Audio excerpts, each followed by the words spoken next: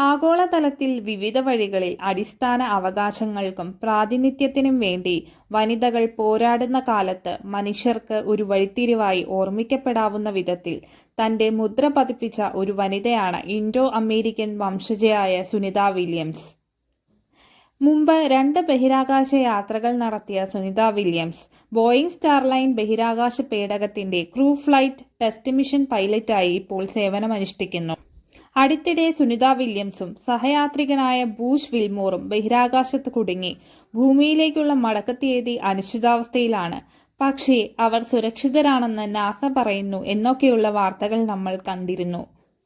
ആരാണ് സുനിത വില്യംസ്? അവർ പോയ പേടകത്തിന് എന്താണ് സംഭവിച്ചത്?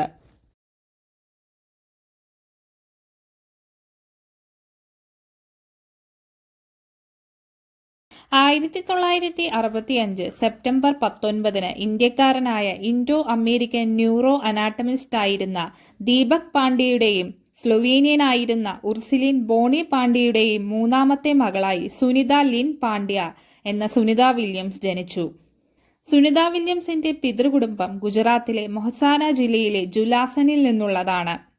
2007 2013 അവർ ഗുജറാത്ത് സന്ദർശിച്ചിട്ടുണ്ട്. യുഎസിലെ ഒറിഗോൺ ഫെഡറൽ പോലീസ് ഓഫീസറായ മൈക്കൽ വില്യംസിനെയാണ് സുനിത വില്യംസ് വിവാഹം കഴിച്ചത്.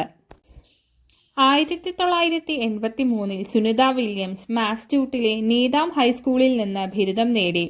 സുനിത വില്യംസിന് എപ്പോഴും ശാസ്ത്രത്തിനോടും എഞ്ചിനീയറിംഗിനോടും ഒരു പ്രത്യേക ഇഷ്ടമുണ്ടായിരുന്നു. 1987 യുണൈറ്റഡ് സ്റ്റേറ്റ്സ് നേവൽ അക്കാദമിയിൽ നിന്നും ഫിസിക്കൽ സയൻസിൽ ബിരുദം നേടി. ഇവിടെ നിന്ന് നാവികസേന ഉദ്യോഗസ്ഥയാകാനുള്ള സുനിത വില്യംസിന്റെ യാത്ര ആരംഭിച്ചു. 1987 മെയ് മാസത്തിൽ നേവൽ കോസ്റ്റൽ സിസ്റ്റം കമാൻഡിൽ 6 മാസത്തെ ഡ്യൂട്ടിയിൽ വില്യംസിനെ അടിസ്ഥാന ഡ്രൈവിംഗ് ഓഫീസറായി നിയമിച്ചു. 1989 ജൂലൈയിൽ നേവൽ ഏവിയേറ്റർ എന്ന പദവി സുനിതയ്ക്ക് ലഭിച്ചു. കൂടാതെ അവിടെ നിന്ന് യുദ്ധ ഹെലികോപ്റ്ററുകൾ പറത്താനുള്ള പരിശീലനവും ആരംഭിച്ചു. 1992 ആൻഡ്രൂ ചുഴലിക്കാറ്റ് ഫ്ലോറിഡയിലെ മിയാമിയിൽ ആഞ്ഞടിച്ചതിനെ തുടർന്ന് ദുരിതാശ്വാസ ദൗത്യങ്ങളിൽ പങ്കെടുത്തു.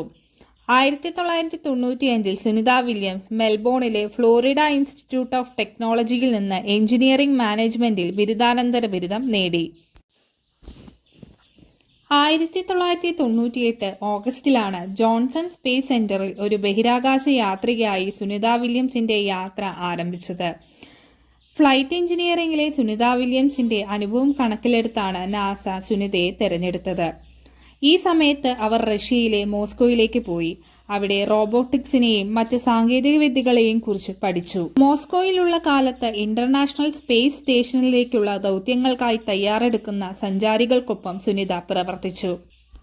കൽപ്പന ചൗളയ്ക്ക് ശേഷം നാസ തിരഞ്ഞെടുക്കുന്ന 2ാമത്തെ ഇന്ത്യൻ വംശജയാണ് സുനിത വില്യംസ്.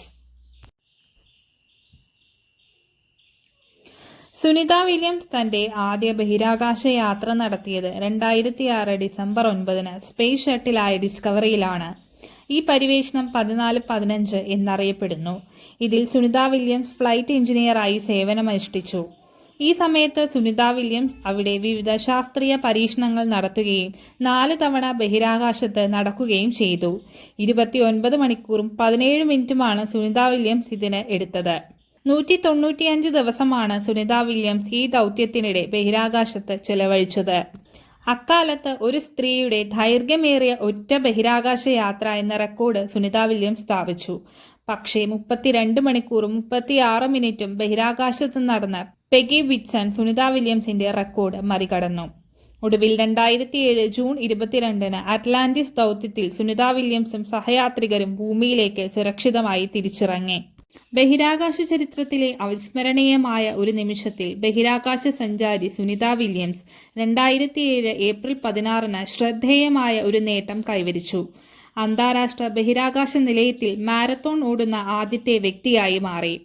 കൂടാതെ ബഹിരാകാശത്ത് വെച്ച് സുനിത വില്യംസിന്റെ മുടി അന്നത്തെ സഹസഞ്ചാരിയായിരുന്ന ജോവാൻ ഹിഗൻബോത്ത് മുറിച്ചു കൊടുക്കുകയും ഈ മുടി STS-116 ക്രൂ സുരക്ഷിതമായി ഭൂമിയിലേക്ക് കൊണ്ടുവന്നു. ലോക്സ് ഓഫ് ലവ് എന്നറിയപ്പെടുന്ന നോൺ പ്രോഫിറ്റ് സംഘടനയ്ക്ക് ഈ മുടി സംഭാവന ചെയ്തു. ലോക്സ് ഓഫ് ലവ് ഫ്ലോറിഡ ആസ്ഥാനമായി പ്രവർത്തിക്കുന്ന 18 വയസ്സിന് താഴെ സാമ്പത്തികമായി പിന്നാക്കം നിൽക്കുന്ന കുട്ടികൾക്ക് മുടി നൽകുന്ന സംഘടനയാണ്.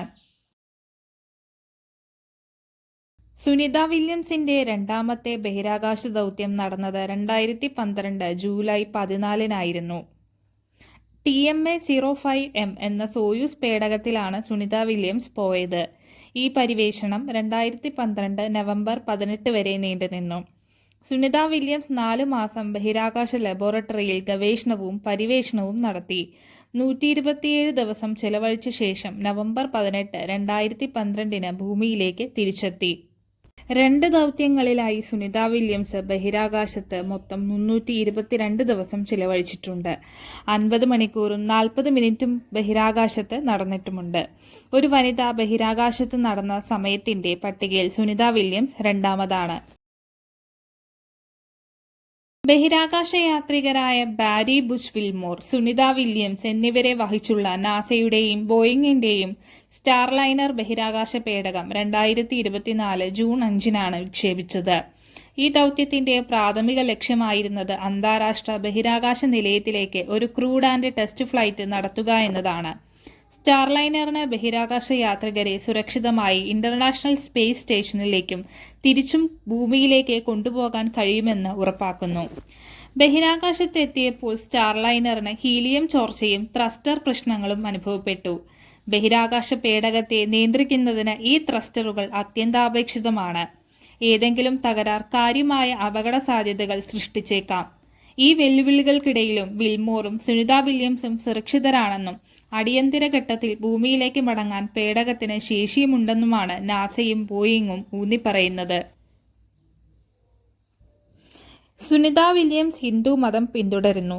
ഇന്ത്യയുമായി ആഴത്തിലുള്ള ആത്മീയ ബന്ധമുണ്ട്.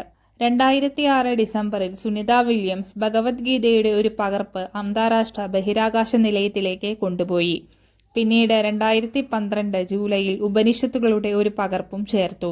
2007 സെപ്റ്റംബറിൽ സുനിത വില്യംസ് ഗുജറാത്തിലെ സബർമതി ആശ്രമവും അച്ഛന്റെ ഗ്രാമമായ ജുലാസിനും സന്ദർശിച്ചു.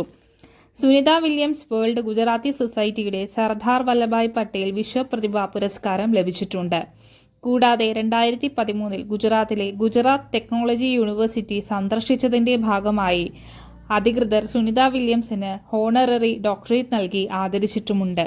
2017 അമേരിക്കയിലെ നീതാം പബ്ലിക് സ്കൂൾ കമ്മിറ്റി എലിമെന്ററി സ്കൂളിന് സുനിത വില്യംസിന്റെ പേരാണ് നൽകിയിരിക്കുന്നത്. 2008 ഇന്ത്യയുടെ 3ാമത്തെ സിവിലിയൻ പുരസ്കാരമായ പത്മഭൂഷണും ലഭിച്ചിട്ടുണ്ട്.